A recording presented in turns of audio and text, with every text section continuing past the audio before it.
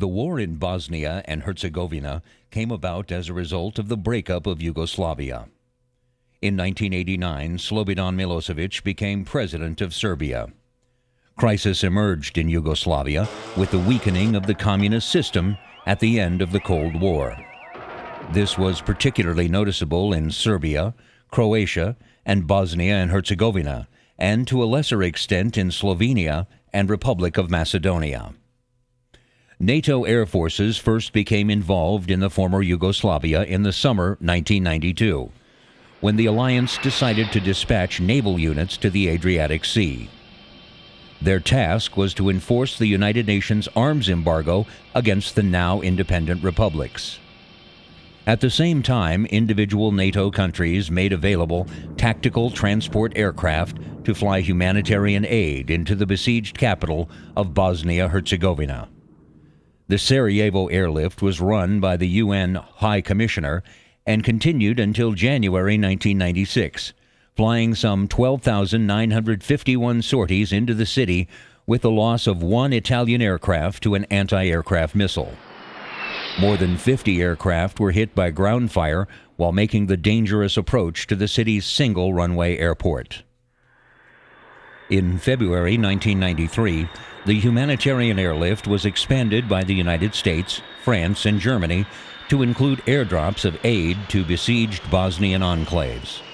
This operation involved some 2,828 sorties up to August 1994. The continuing escalation of the Bosnian conflict in the autumn of 1992 forced the international organization to increase the crisis management efforts to contain the war. In October 1992, the UN imposed a no-fly zone for military aircraft over Bosnia. Bosnia's warring factions showed total disregard for the NFZ, and amid the Srebrenica crisis in March 1993, it was agreed by the international community that NATO air power would be used to enforce the flight ban. On April 12, 1993, NATO aircraft began Operation Deny Flight, which saw around-the-clock fighter combat air patrols over Bosnia to stop the warring factions from using combat aircraft. In October and November 1994, the Muslim Croat Federation launched a large offensive around the town of Bihać in far northwestern Bosnia. The Serbs soon launched a counterattack, and in support of their operations launched airstrikes with aircraft based at Udbina in the Serb-controlled area of Croatia. The Serb aircraft dropped napalm and cluster bombs. Although most of the ordnance came from old, unreliable stocks and many failed to explode, the attacks were a clear violation of the no-fly zone and a challenge to NATO. NATO immediately looked for ways to respond, but its forces were not permitted to carry out operations in Croatian airspace. Due to Bihac's proximity to the border, Serb aircraft could attack into Bosnia, then cross back into Croatia before being intercepted. As such, NATO was powerless to stop the incursions. In recognition of the situation, the Security Council passed Resolution 958, which allowed NATO aircraft to operate in Croatia. On November 21st, NATO acted under its new authority with a strike on the Udbina airfield. The strike, which involved 39 aircraft, was the largest combat operation in NATO's history up to that time. Nonetheless, it was criticized as a pinprick that did little real damage to Serb capabilities, only temporarily disabling runways.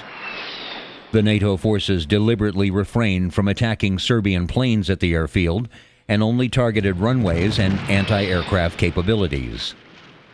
Following the Udbina strike, NATO continued to launch strikes in the area, and on November 23rd, after a NATO reconnaissance plane was illuminated by the radar of a surface-to-air missile, SAM, system, NATO planes attacked SAM sites at Otoka and Davor with AGM-88 HARM anti-radiation missiles.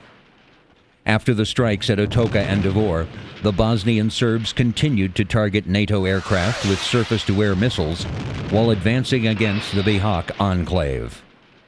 On November 24th, Serb forces fired radar-guided missiles at two British F-3 Tornado aircraft. The next day, the Serbs fired on 2 NATO F-16s. In responses to this growing SAM threat, NATO suspended flights in Bosnian airspace on December 2nd. Shortly after the suspension of NATO flights, former U.S. President Jimmy Carter personally negotiated a 4-month ceasefire in Bosnia. Although there were some violations of this ceasefire, most of the parties in the conflict heeded it.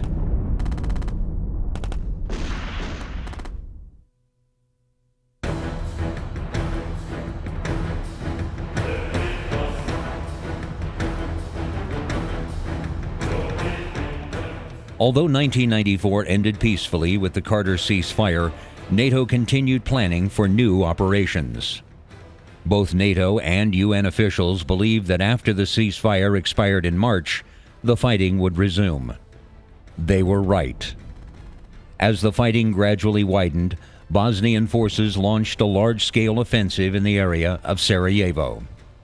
In response to these actions, the UN commander, Lieutenant General Rupert Smith, requested NATO airstrikes. NATO honored the request on May 25 and May 26, 1995, by bombing a Serb ammunition dump at Pele. On June 2, 1995, Captain Scott O'Grady of the United States Air Force was sent on a routine no-fly zone patrol in his F-16. While on patrol, O'Grady's F-16 was shot down by a Serb SA-6 surface-to-air missile system. O'Grady ejected safely but was trapped in Serb territory. According to many U.S. officials, he may have been deliberately targeted so that the Serbs could take an American hostage.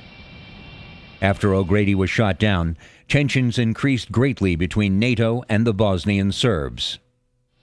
A number of U.S. commanders called for immediate retaliatory airstrikes. However, the Serbs still held a number of hostages seized after the bombing of Pele. The threat to the hostages prevented NATO from acting more forcefully. Nonetheless, the situation remained explosive for the next 6 days until O'Grady was rescued on June 8th, ending the calls for immediate offensive action.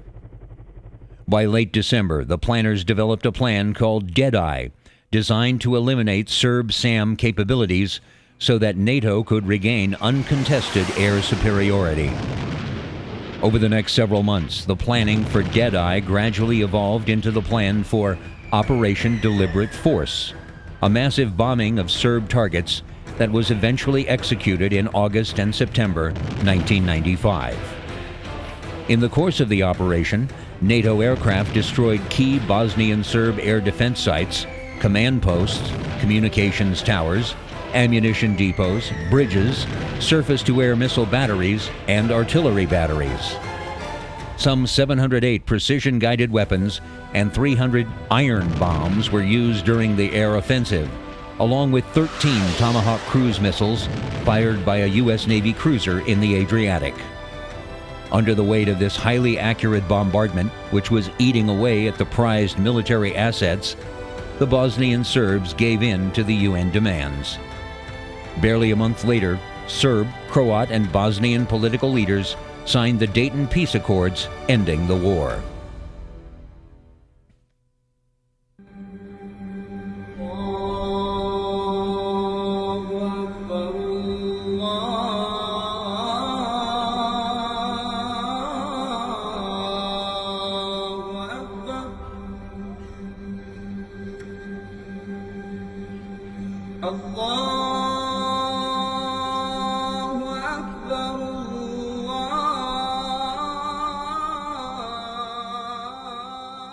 Following the 1998 terrorist bombings of the U.S. embassies in East Africa, Bill Clinton's Secretary of State, Madeleine Albright, said, "I think it is important for the American people to understand that we are in a long-term struggle. This war against terrorism is, unfortunately, the war of the future." The American military response to the embassy bombings was described at the time as the most formidable American military assault ever against a private sponsor of terrorism. One of the principal reasons the United States and the world found itself in such a war is Osama bin Laden and his terrorist organization, Al-Qaeda. By 1998, bin Laden was able to amass a following of roughly 3,000 followers.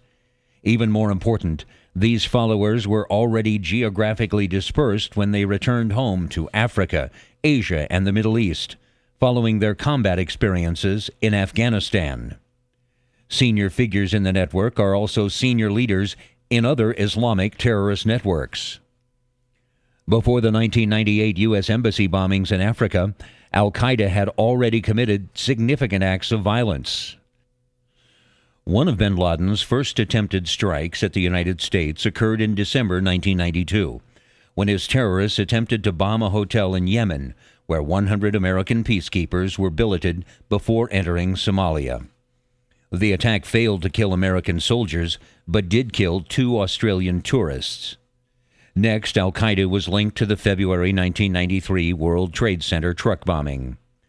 In October 1993, Al-Qaeda was involved in the killing of 18 American servicemen in Mogadishu, Somalia. In 1995, Al-Qaeda detonated a car bomb in Riyadh, Saudi Arabia, killing 5 Americans and 2 Indians. That same year also saw Al-Qaeda aid in the assassination attempt on Egyptian President Hosni Mubarak. In June 1996, Al-Qaeda was implicated in the Khobar Towers bombing in Saudi Arabia that killed 19 U.S. service members and injured 264 others.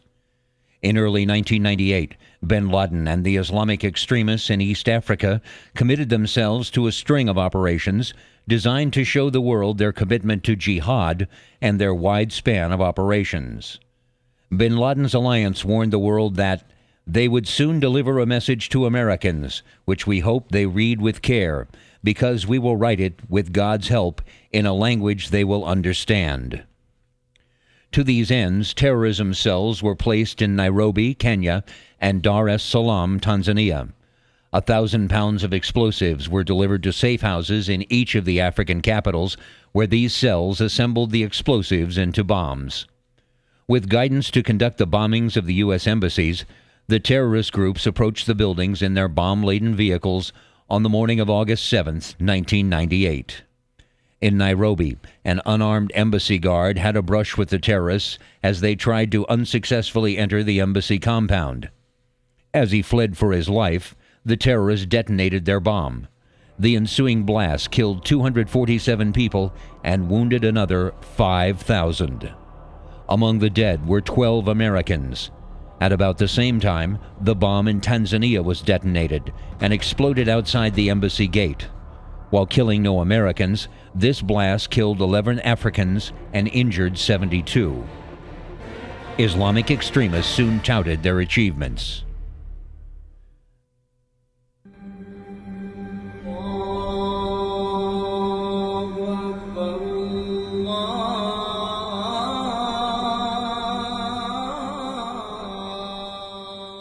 Before the embassy bombings, the Clinton administration had a nonviolent, four-pronged approach to dealing with terrorism.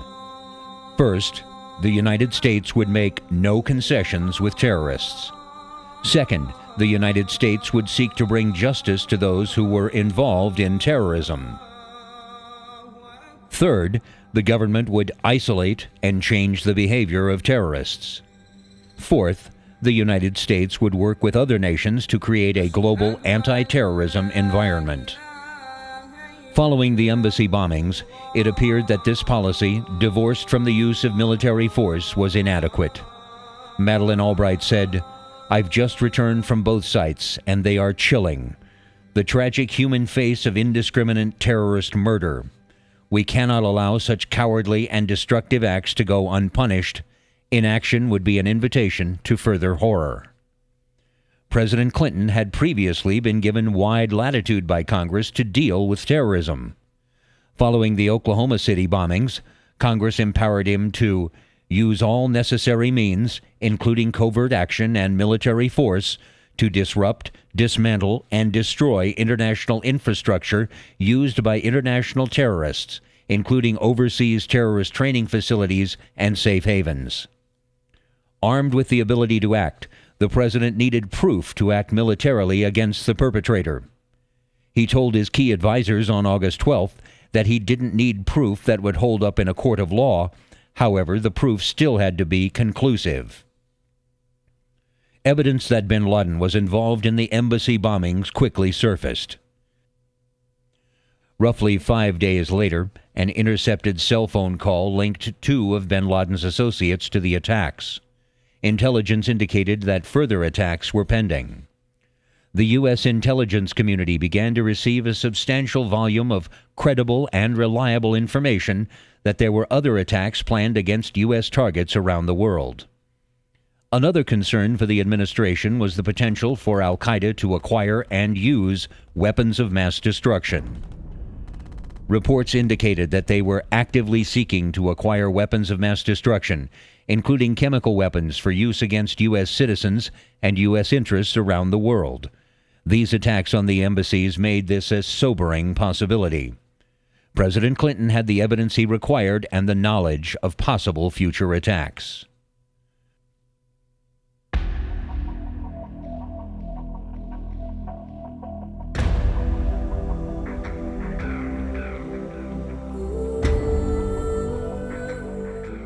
With the proof he needed in hand, President Bill Clinton decided to strike back on August 14th.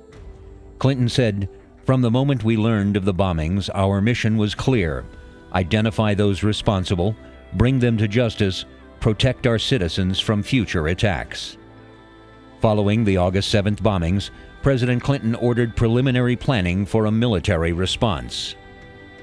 At the next meeting with his planners on August 12th, Chairman of the Joint Chiefs of Staff, General Hugh Shelton, ran through the list of options. He told the president that he had considered attacks by ground forces and conventional aircraft, but had ruled both out due to the risk they placed upon the American combatants. For the same reasons, the president agreed. Both agreed that cruise missiles could strike the enemy while minimizing U.S. risk. 2 target areas were selected.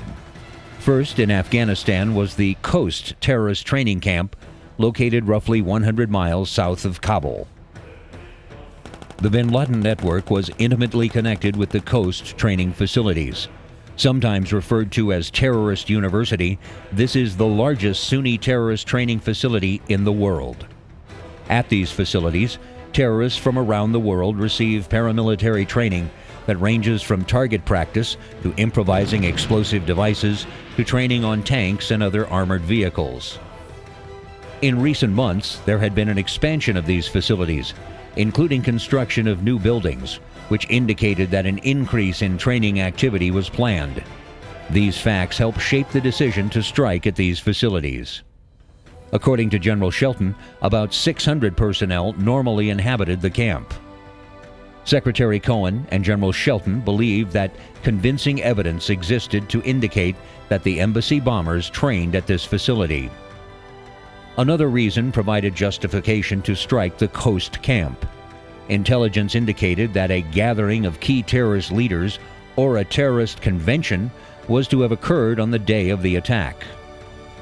The other target selected was the Al-Shifa pharmaceutical plant in Sudan that President Clinton announced was involved in the production of materials for chemical weapons. According to the New York Times, administration and intelligence officials believed that senior Iraqi scientists were helping to produce elements of the nerve agent VX at the factory.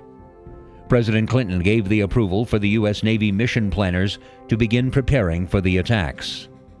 Part of the preparation involved the complex process of mapping out the route of each missile to ensure that it would not conflict with another missile while in flight. Operation Infinite Reach called for approximately 70 Tomahawk missiles to strike the Coast terrorist camp, while approximately 6 missiles were to strike the Al-Shifa plant. According to Secretary Cohen, our plan was to attack these sites with sufficient power to certainly disrupt them and hopefully destroy them. Several of the Tomahawks targeted at the camps carried cluster munitions designed to disperse shrapnel-like bomblets over a large area. Cluster munitions are especially effective against personnel. In this operation, collateral damage was just not an issue. The attack on the Al-Shifa plant required special attention, since it was thought to contain highly dangerous materials. The attacks were conducted at night to minimize civilian casualties. 4 surface vessels and 1 submarine located in the Arabian Sea launched their missiles through Pakistani airspace into the coast facility in Afghanistan. 2 surface vessels fired their missiles from the Red Sea into Sudan. The Tomahawk missiles struck at exactly 1300 hours Eastern Time.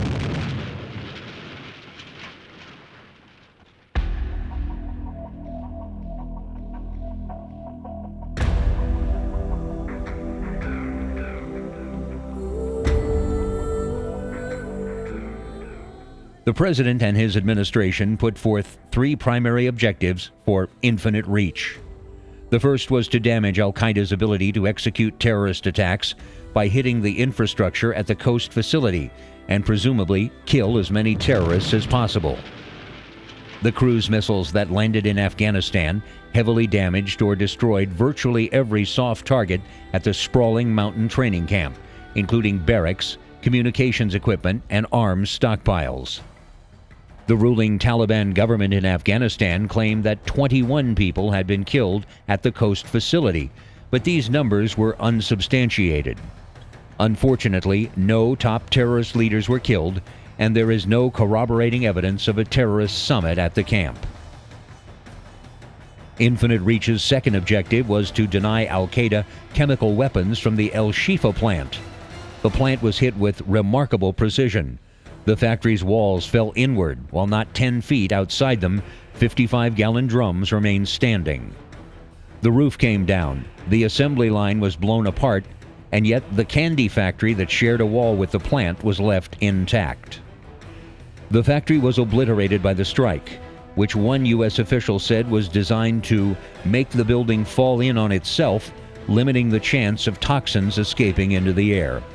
Civilian casualties were reported to be 10 wounded, with 1 possible fatality. Quite a bit of controversy has occurred regarding the production of key elements for chemical weapons by this facility. The dispute continues.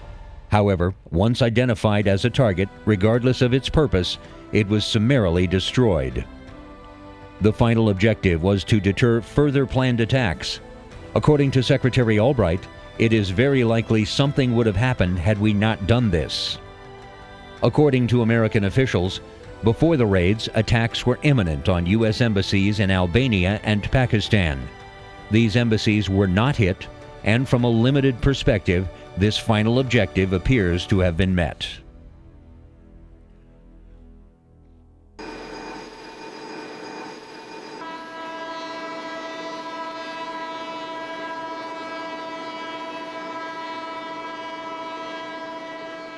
One lesson that is highlighted by Operation Infinite Reach is the versatility that cruise missiles give political leaders and military planners when high-threat targets are attacked.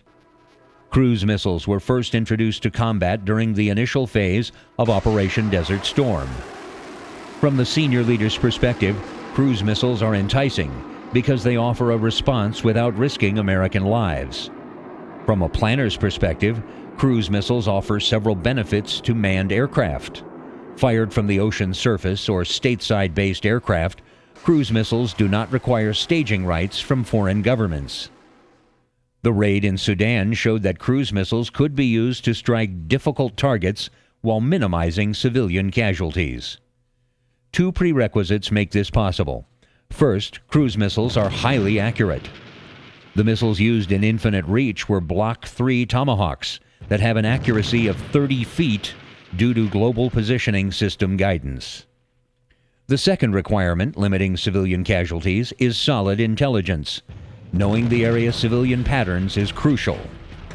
One of the negative aspects of using cruise missiles is their cost. Essentially, every time the United States fires a cruise missile, it is firing a $750,000 asset on a one-way trip. The Infinite Reach raid ate up more than $500 million in ordnance, most of it fired at a batch of backwoods barracks. The war on terrorism did not end with Infinite Reach, and Infinite Reach failed to deliver a decisive blow to Al-Qaeda. At the time of the retaliatory strikes, a former CIA counterterrorism expert stated that infinite reach did very little to hurt bin Laden and probably initiated a new round of violence. The message that President Clinton sought to send was, "Let our actions today send this message loud and clear. There are no expendable American targets. There will be no sanctuary for terrorists." However, the message bin Laden received was, "The American bombardment had only shown that the world is governed by the law of the jungle. That brutal, treacherous attack killed a number of civilian Muslims. As for material damage, it was minimal. By the grace of God, the missiles were ineffective." The raid proved that the American Army is going downhill in its morale. Its members are too cowardly and too fearful to meet the young people of Islam face to face.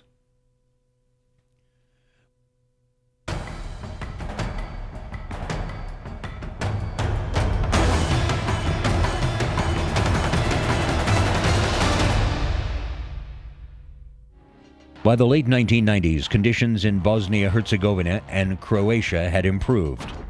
However, conditions worsened in Kosovo, a part of Yugoslavia still subject to the rule of President Milosevic's regime. While implementation of the Dayton Accord terms provided a measure of security and stability to Bosnia-Herzegovina and Croatia, Milosevic tightened his authority over Kosovo. Human rights violations began to occur, triggering resistance from the Kosovar Albanians living there. At first, nonviolent activities characterized this resistance, but the inability of such measures to influence Serbian policy led to the creation of the Kosovo Liberation Army, KLA, an armed paramilitary organization. In 1998, Milosevic responded with a steady increase of Serbian forces in Kosovo. The escalation of violence led to a proposed settlement of the unrest, brokered by the U.S. and its European allies. The Kosovars agreed, but Milosevic rejected the settlement. Instead, Serbian forces undertook the ethnic cleansing of Kosovo. They sought to eliminate the presence of Kosovar Albanians from the region, using a variety of tactics that included executions. A mass exodus ensued, in which nearly 1 million Kosovars fled to neighboring countries, where they flooded refugee camps. NATO responded with Operation Allied Force in March 1999, an air campaign intended to force Serbian compliance with the terms offered at Rambouillet. Operation Allied Force was a large-scale air campaign to destroy Yugoslav military infrastructure from high altitudes. Ground units were not initially used because NATO wanted to minimize the risk of losing forces, as well as avoiding public criticism related to its relative ineffectiveness against mobile ground targets. NATO's bombing campaign involved 1,000 aircraft operating from air bases in Italy and Germany, and the aircraft carrier USS Theodore Roosevelt stationed in the Adriatic Sea. At dusk, FA-18s of the Spanish Air Force were the first NATO planes to bomb Belgrade and perform SEAD operations. BGM-109 Tomahawk cruise missiles were fired from ships and submarines. The U.S. was the dominant member of the coalition against Yugoslavia, although all NATO members were involved. These included the French Navy and Air Force flying the Superintendard and the Mirage 2000. The Italian Air Force operated with 34 Tornado, 12 F-104, 12 AMX, 2 B-707, and the Italian Navy operated with Harrier II. The British Royal Air Force operated the Harrier GR-7 and Tornado ground attack jets, as well as an array of support aircraft. Belgian, Danish, Dutch, and Turkish Air Forces operated F-16s. The Spanish Air Force deployed the F-18s and KC-130s. The Canadian Air Force deployed a total of 18 CF-18s, enabling them to be responsible for 10% of all bombs dropped in the operation. The fighters were armed with both guided and unguided dumb munitions, including the Paveway series of laser-guided bombs. For the German Luftwaffe, this mission was its first conflict participation since World War II. During the 10 weeks of the conflict, NATO aircraft flew over 38,000 combat missions. In addition to fixed-wing aircraft, One battalion of Apache helicopters was deployed to help combat missions. The regiment was augmented by pilots from Fort Bragg's 82nd Airborne Attack Helicopter Battalion. The battalion secured AH-64 Apache attack helicopter refueling sites, and a small team forward deployed to the Albania-Kosovo border to identify targets for NATO airstrikes. After the third day, also known by NATO officials as Day 3, almost all of the strategic military targets of Yugoslavia were destroyed. But the Yugoslav army still managed to keep standing and still attack KLA insurgents who were still stationed inside Kosovo, mostly the regions of northern and southwest Kosovo. Strategic economic and society targets such as bridges, military facilities, official government facilities, and factories were bombed. Long-range cruise missiles were used to hit heavily defended targets such as strategic installations in Belgrade and Pristina, infrastructure such as power plants using the BLU-114B soft bomb. Water processing plants and the state-owned broadcaster were also targeted, creating many more environmental and economic problems all throughout Serbia and Kosovo. An important portion of the war involved combat between the Yugoslav Air Force and the opposing air forces. United States Air Force F-15s and F-16s, flying mainly from Italian Air Force bases, attacked the defending Yugoslav fighters, mainly MiG-29s, which were in bad shape due to lack of spare parts and maintenance. The U.S. Army also deployed Task Force Hawk to Albania to support the air campaign. Composed of units drawn from the 1st Armored Division, this force included artillery and attack helicopters intended for possible use against Serbian targets inside Kosovo. We were slated to go to Kuwait for a 4-month rotation, and we found out on a Friday that we were not going to Kuwait. And on a Sunday, we were sitting on a tarmac in Germany waiting to go into Kosovo. At the time, they said, well, it's going to be an invasion. The next day, they said it was going to be a peaceful entry. Then they said it was going to be an invasion. So it was somewhat tense. And we based out of Macedonia, the very camp I was at the year prior. And so I was somewhat familiar. And watching the news, watching the Germans go in and immediately getting in firefights, we knew it was different. We knew that this was going to be a very different atmosphere than Bosnia, and a very different atmosphere, certainly than Macedonia mission. Task Force Hawk also included mechanized infantry, 2 scout platoons, and Charlie Company of the 1st Battalion, 35th Armor Regiment. These units provided ground security for the task force. I was a young sergeant then, and I was in a senior scout role as a sergeant, and I had a great deal of responsibility, and I was find myself in the past missions I was concerned about myself as a soldier, and this time I had to be concerned about myself secondary. I had to be concerned about my younger soldiers, my 18, 19-year-old troops, and that kept me focused, was thinking about them and thinking about their fears and trying to remind them and go over the training we had and to allay the fears that they had. And it kept me really focused on negating my fears. Task Force Hawk began to deploy to Albania in April 1999. Its tank company was airlifted, the first time Abrams tanks had been operationally deployed in this manner. By June, the NATO air campaign had finally convinced Milosevic of the necessity to withdraw Yugoslavian troops from Kosovo and cease ethnic cleansing. As the columns of Serbian troops withdrew, NATO ground forces entered Kosovo to ensure stability. They were led into the province by Charlie Company's tanks.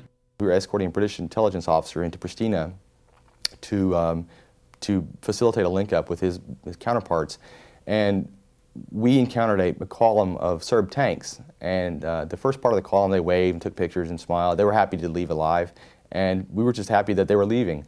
And we were stuck at an intersection with them in a bombed out part of the city, and I remember reading the map, and my gunner, I remember him saying, oh God, no. And I looked up in the armored column, every vehicle one by one was pointing their tank barrel at my Humvee. And we were sitting probably 50 meters from them, and we were watching them exit. A lot of news media was around. And according to our rules of engagement, that was all it really took for us to engage them. And I was sitting there thinking with my machine gun and my 4-column Humvee that I could do some damage, but we would be nothing but a smoldering target reference point. So I made the decision. I called the lieutenant and said, hey, we need to back down. And we informed some British tanks that were down the hill, and they came up and changed the minds quickly of the Serbs. And the Serbs decided that wasn't going to be their day to fight. The mission of NATO forces in Kosovo lay in the temporary assumption of civil administration and peacekeeping duties while monitoring the Serbian withdrawal. Participating troops constituted the Kosovo Force, or KFOR. They worked to provide a safe environment for returning refugees by removing mines, booby traps, and demolition preparations left by the retreating Serbian soldiers. What really affected me was being on the border and seeing the first day the refugees were allowed back in.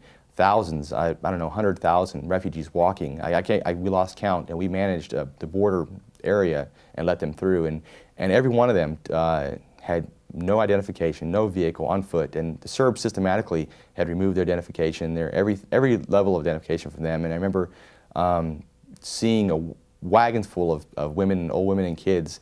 And we were stopping vehicles to look for weapons and making it back into the country. And I recall picking up a tarp on one of the vehicles and seeing there's a grandmother there that held up a child that was my daughter's age. It was probably 11 months old. And it really affected me because she was wearing just one item of clothing. They had no water, no food, and we had found a safe there and broke it open. It was full of local money. So we just handed out handfuls of money and water to them because they had nothing, literally nothing. And it really affected me because I realized at that point the systematic level of what the Serbs had tried to do there. They had really tried to eradicate and wipe off just the identity of the Albanians. And seeing the mayors of towns in the wells shot in the head, that affected me some. Seeing the graves of children in shallow graves where the Serbs had killed them, executed them in front of their families. That was a little, it brought it much more to the forefront because the bodies were still there and the smells were much worse. And seeing a herd of cattle that had walked into a minefield and the smell, it was 90 degrees. And so in Bosnia, it was much more sterile. You heard the stories of what happened, but in Kosovo, you saw what happened. And then I also saw there were some Serb Catholics that stayed around, the villagers. And then I saw the retribution enacted by the local Albanians. They would burn their churches down and you would find pigs running loose in a village, and you knew what that was. The Albanians had gone in and killed the Serb farmer and let his pigs go because the Albanians didn't keep pigs, they were Muslim. So there was a lot of retribution, and it was much more violent in Kosovo. In 2001, Milosevic was arrested and transferred to the International Criminal Tribunal in The Hague to stand trial for crimes against humanity. In Kosovo, NATO forces remain to help administer and rebuild the province. The U.S. military presence also remained on a rotational basis and included armor.